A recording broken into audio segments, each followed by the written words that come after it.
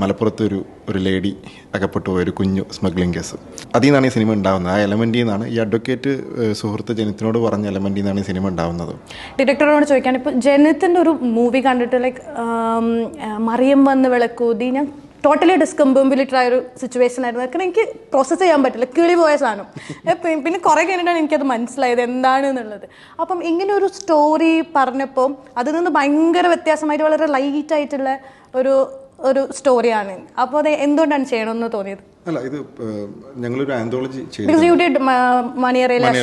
അങ്ങനെ അല്ല, ഇത് ആക്ച്വലി ഒരു മധുരം ജീവാമൃതം എന്ന് പറയുന്ന ഒരു ആന്തോളജി ഞങ്ങൾ ചെയ്തിരുന്നു. ജനിത്താണ് എഴുതിയിരുന്നത്, സഹിച്ചേട്ടനായിരുന്നു ലീഡ് ചെയ്തിരുന്നത്. അതൊരു 1/2 മണിക്കൂർ സിനിമയായിരുന്നു. അപ്പോൾ അതിനുശേഷം നമ്മൾ ഒരുമിച്ചൊരു സിനിമ ചെയ്യാനുള്ള തീരുമാനം എടുത്തതാണ്.